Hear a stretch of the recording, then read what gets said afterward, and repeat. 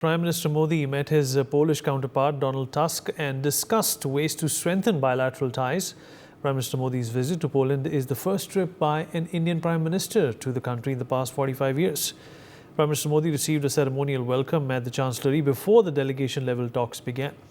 While addressing the Indian community in Warsaw, Poland, Prime Minister Modi announced the launch of the Saheb Memorial Youth Exchange Program, a new initiative aimed at strengthening cultural ties between India and Poland. Under this program, 20 Polish youths will be invited annually to visit India, offering them an opportunity to experience Indian culture, heritage, and the country's diverse traditions. Prime Minister Modi also announced a landmark social security agreement between India and Poland during his historic visit to Warsaw. He stated that the partnership between the two nations has been strengthening in areas like new technology and clean energy as well. We'll talk about this and what does this visit mean for both the countries. Joining us on the show is Ambassador Bhaswati Mukherjee, former diplomat. Professor Madhav Nalapad, editorial director of the Sunday Guardian, also joins us on the show. Pathikrit Pine, geopolitical analyst, also with us on the program. Thank you everyone for being a part of this conversation. Professor Nalapad, I'll begin with you. Well, India has always been looking to foment greener pastures when it comes to bilateral relationships between some of the popular countries. Eastern Europe and Central Europe is obviously an untapped potential area for India, where India can be a client as well as have these countries become clients as well. In this partnership, what do you think is the salient thing that stands out for both the countries? Obviously, the ecosystem and the economy of Poland is quite different from the kind of ecosystem and economy that India is trying to create at this point in time. But of course, there are overlaps with every country that India does business with. What strategy would you emphasize India needs to cultivate here? I'd like to first say that I'm glad Prime Minister Modi went to Poland after 45 years. It's frankly amazing that no Indian Prime Minister has visited Poland for 45 years, because over the years, Poland has become an extremely important country, especially now, where the European Union is concerned. The Poles have a great deal of influence. So Poland has risen in stature within the European Union. Poland has got its own independent point of view. In that sense, it's very much like India. And I think overall, it's a very good idea that we have Prime Minister Modi making his very successful visit to Poland. Secondly, the fact is that the scope of people-to-people ties between Poland and India are vast. Poland is a beautiful country, so is India, and if Poles and Indians discover each other by traveling to each other, it will be an absolutely wonderful thing. Movies, for example, Polish movies in India and Indian movies in Poland, or maybe movies involving joint actors. The fact is that Poland is a very important partner of India, and hence I would say it's a very good thing that finally, after 45 years of neglect, an Indian Prime Minister is visiting this important country. Donald Tusk is accepted as statesperson throughout the European Union, and he is an extremely accomplished statesperson. So he and Prime Minister Modi would have had a very good heart-to-heart exchange of views, especially about issues such as Ukraine, which possibly a lot of it will not be mentioned in public. So, but the fact is that they would have had a very good, friendly, warm exchange of views. And the fact is that a guard of honor was provided to Prime Minister Modi is an indication of the high regard in which the Poles hold India and Prime Minister Modi. And I'm sure the same honor will be given to Donald Tusk as and when he comes to India. Vineet. All right. Ambassador Mukherjee, your thoughts on this historic visit by the Prime Minister, and also, would take this opportunity to point out that, we have a Prime Minister, we have a government, and we have a diplomacy, that looks for partnerships where, leaders in the past did not seem to be too interested in. In fact, Vineet, this visit shows that India's foreign policy under Prime Minister Modi has come of age, because at the end of the Cold War, when Poland, which belonged to the to the earlier Eastern Bloc under the former USSR, became democratic and free, and then decided to join the Western Bloc, there was a period of time when India's foreign policy was not quite able to decide how to deal with this new Poland, a Poland which had switched from east to west, a Poland that was different, a Poland whose trade unions had fundamentally changed the country, a Poland that was the largest country in Eastern Europe, a Poland with a strong industrial base, a Poland with very, very warm ties right from the beginning towards India. I should know because my own mommy is Polish. She was actually a communist. At that time, everyone in Poland was a communist. But I remember her telling me, and she still lives in India and she's 93 years old. I remember her telling me how much the Poles looked up to India, India's history, culture, civilization, etc.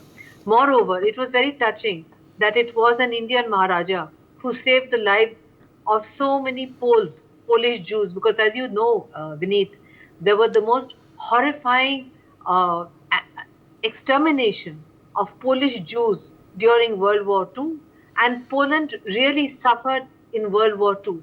The fact that today it is a dynamic country with such good feelings towards India, they helped us so much when we wanted to get our students back when the Ukraine-Russia conflict started.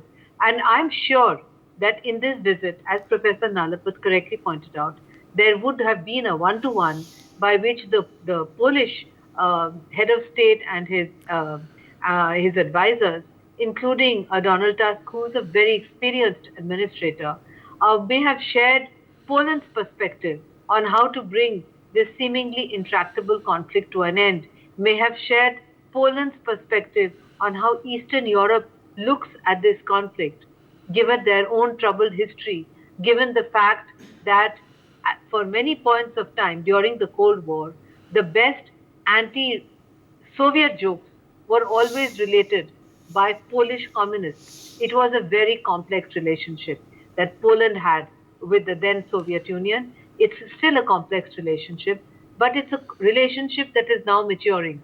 And I think that our Prime Minister, by going to Poland and taking that train to Kiev, is actually making history, is actually demonstrating India's new place in the world.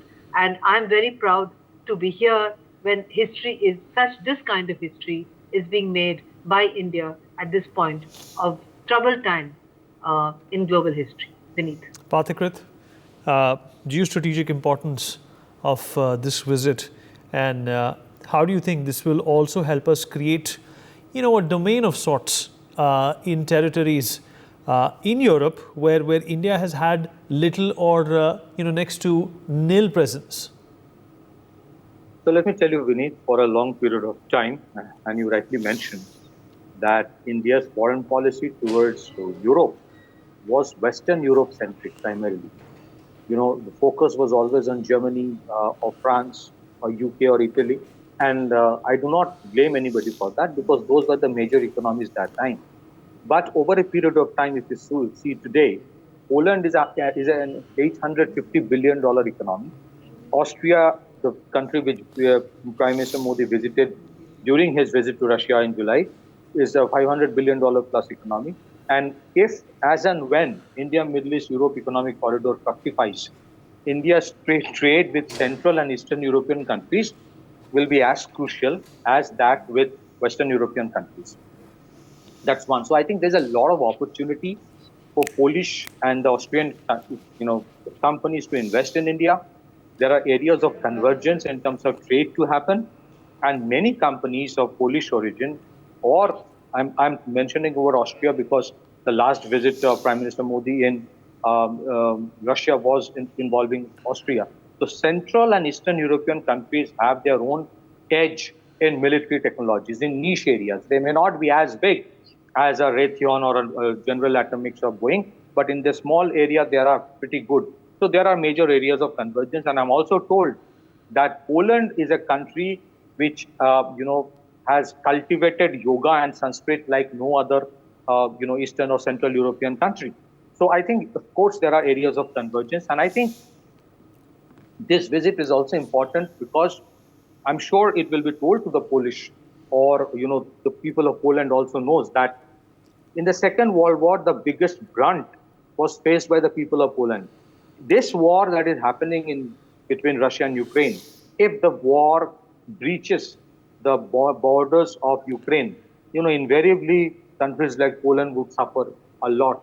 So I think it's important for these NATO members who are erstwhile Warsaw Pact countries to understand what is coming there. And I think India stands as a great example of a country which has gone through difficult times, has emerged as a $4.4 trillion economy, even while staying in a very difficult environment, in a difficult neighborhood. We have adversaries in our neighborhood on both the eastern and the western fronts. We actually manage and contain the relationship. There are ups and downs, there are challenges, and yet we have consistently tried to avoid full-fledged wars, because wars in this era cannot be a solution. And that's why I think India is an example for many of the countries how you can grow and maintain relationships in difficult environments. For example, China is an adversary of India. There's no denial.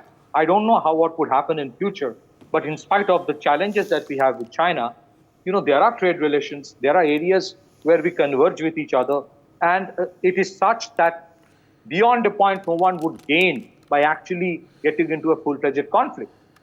So I think there are lessons for India from strategic perspective. I think a time would come when Eastern and Central European countries will become as important as the Western European countries have been for a long time.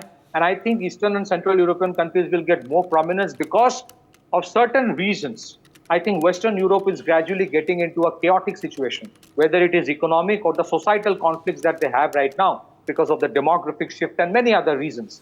So I think the last two world wars were Europe-centric. If there is a conflict tomorrow, a bigger one, hopefully not, that too possibly will be an Europe-centric conflict, which will not help anybody. It's not that India would gain out of it. A conflict in today's globalized environment harms everyone. So I think India goes there as a country with a messaging perhaps that this is not an era of war. And if India's message can help in bringing, peace, nothing like that. And it's important for many of these Central and Eastern European countries to understand that what is happening today in the Ukraine-Russia war, which is more like a Russia versus NATO conflict, everybody is fueling the conflict. No one is actually trying to stop the conflict. And I think India is an outlier, as an exception, going out there and saying that this must stop. So I think, I'm sure there are a lot of things that Prime Minister Modi will talk to his counterparts, which may not come out in the open. But if it in any way, this visit helps in improving conditions, if not stop the conflict entirely, I think it will be a great achievement. Though my conviction on the issue that the conflict will be stopped is actually very low. But I think India has taken a stand, gone ahead in difficult times, talked to these countries. And one important thing is, as I mentioned, today, India is giving as much importance to Central and Eastern European countries as they have traditionally given to the Western European countries, which I believe is a very, very important thing to do. Back to you, Vinny. Right, you're absolutely right. That's a great point that you have brought out. And Rabinder Sachdev, Foreign Affairs expert, also joins us on the program.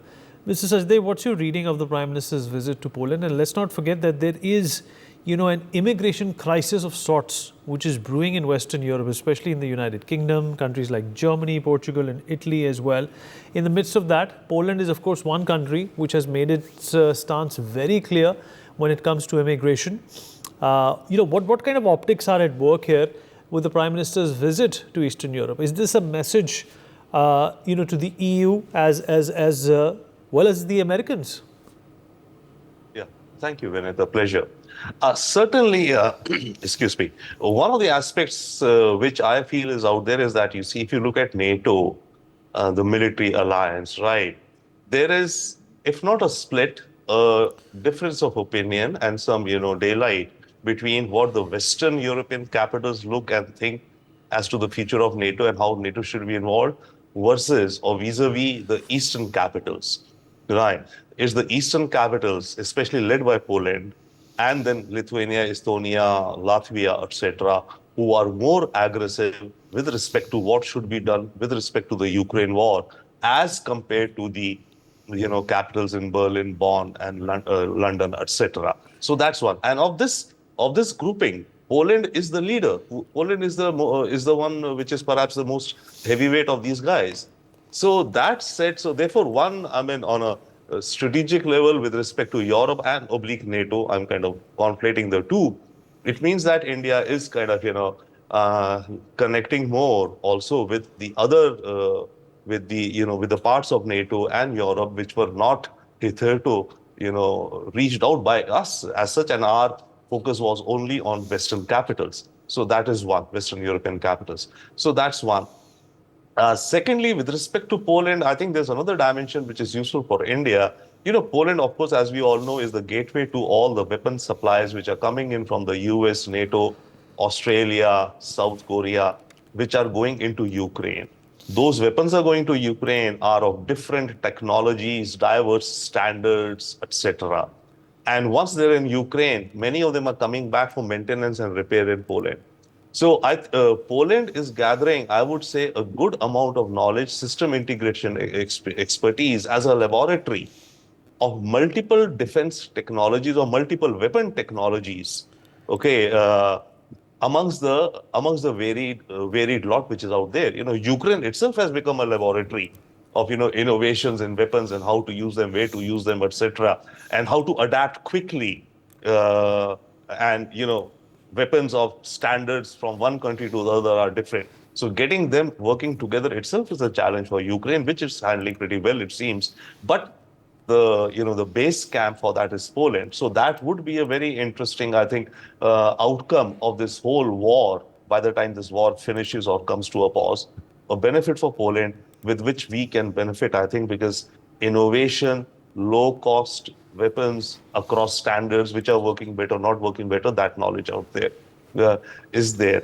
The third thing, or one more thing with respect to the peace process or when the peace, I would say, yes, we just do not know how and when, there would be a pause or serious discussion for a pause or a ceasefire or whatever the armistice would be.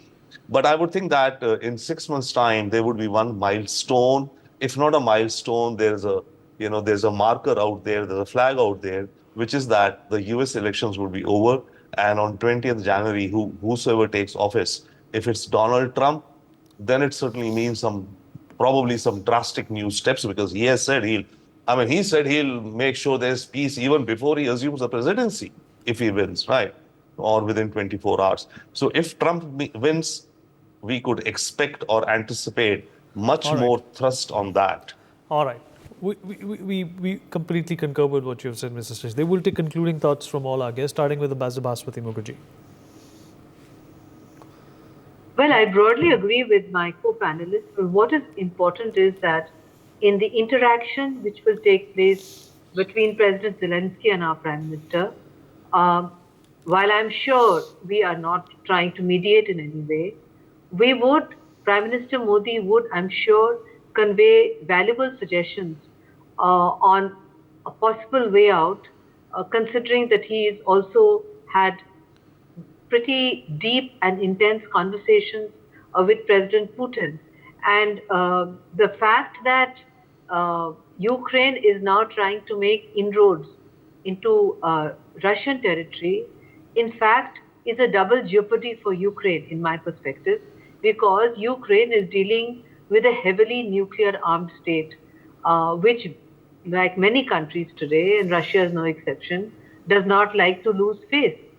So while trying to get some territory to show that it is possible for Ukraine also to damage Russia, it comes with many risks, because it lays open Ukraine's other side where Russia is making steady progress. And it also gives the temptation to many within Russia to take a quick revenge on Ukraine, thereby pushing up the level of war. So I do hope that in the conversation that will take place, there will be also advice given, I'm sure, to allow sanity to prevail, to accept that in a give and take, there will be some amount of territory lost in return for peace, etc.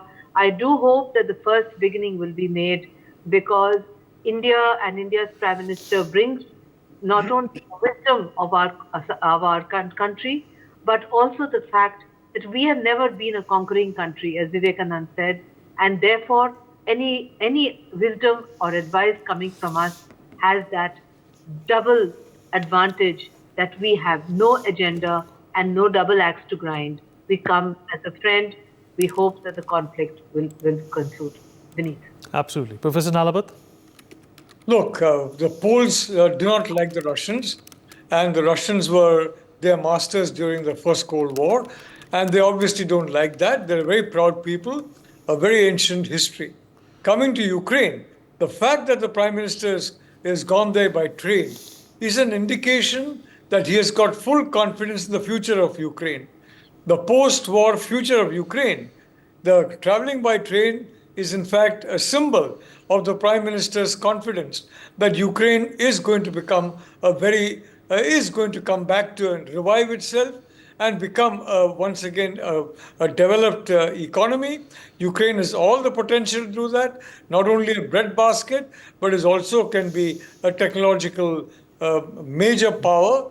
And the Prime Minister traveling by train is a clear indication that he has confidence in the post-conflict future of Ukraine. So I think he is very subtly underlining the importance of peace, not in your face or directly, but very subtly to the Ukrainians. Please, the most to gain from peace is you. And don't squander the opportunity. Once you get peace, you get a prosperous Ukraine. You can rebuild Ukraine. And believe me, the Ukrainians are an extremely resourceful people. And yes, they can be rebuilt and they will work hard to rebuild, but that needs peace. And for that, as has correctly been said, you need an immediate armistice, an end to the conflict. That's what Prime Minister Modi told President Putin in 2022, 2 years ago. And he's still repeating that now. End the conflict. And to Ukraine, be prosperous once again. You can come back from this shambles, but end the conflict first. I think it's a very important message that he has silently conveyed to Ukraine, and India comes, as correctly been said, as a friend, and India comes as a well-wisher. And I hope that on the Ukrainian side, they will appreciate that, and they will understand the hidden subtext behind Prime Minister Modi's decision to first visit Ukraine and secondly, visit by train. Vineet. All right. Pathakrit? Vineet, I genuinely respect the intent of the message that Prime Minister Modi is carrying in Ukraine, but I doubt that the war would end because this is essentially a Russia versus NATO conflict happening. And Ukraine is essentially nothing more than a pawn. I feel sad for the people of Ukraine for the conflict they have been sucked into. I hope this visit actually helps in reducing tensions, not just for the sake of bringing peace in Europe, that's another issue, but because a conflict like this has a tremendous impact on smaller and developing economies or the economies of global south. Because every time you have sanctions, you have disruptions, price of critical commodities go up, and it impacts countries, including a country like India, which has a huge population to take care of. So in spite of all the optimism, around this visit, which is for all the good reasons, I still believe, sadly so, that we are here for bad times to come in the next 2-3 years. Rebuilding Ukraine is a good thing, but that can only happen when the war stops. I mean, I'm sorry to say this, but I believe that this is only the first phase of the conflict that has just started, that the conflict is going to go up because the contours and the strings of the conflicts are not in the hand of the people of Ukraine. It's a difficult time we are going through. And I think the work that Prime Minister Modi has done in India and the things that he has talked about reforms in institutions like United Nations, he reiterated that in Poland also. Someday those reforms are important to prevent conflicts. Today, United Nations does not have a conflict resolution mechanism or a dispute resolution mechanism. It doesn't know how to prevent a dispute from taking the shape of a conflict. So I think he is sincere in his effort, Prime Minister Modi. Whether it would result in peace, well, only time can say. Back to you. Mr. Sachdev, quickly, sir. Thank you. No, absolutely. So, I mean, I think all of us here more or less. And yeah, I think the point is that what India is doing, I think what Prime Minister Modi is doing is that in a way we could look as positioning ourselves for some time in future, maybe in a year from now, 6 months, 9 months, 12 months, whenever the peace talks between kind of start out, once both the sides, yes, Russia and the US, Ukraine is a third party or the third leg, 2.5 leg, one could say. So once that kind of situation emerges, then it will be a group of countries which will be, hosting negotiations, facilitating, mediating. So at that point of time, whenever that would be in future, I think India would be expected then to play a role of an honest broker and friend at that point of time. So right now, I don't think any of us is expecting that the visit of Prime Minister Modi would bring any change in the scenario. I mean, the interests are too deeply entrenched between Ukraine and All right. Russia and NATO. All right. For more such videos, subscribe to the NewsX YouTube channel, hit the bell icon.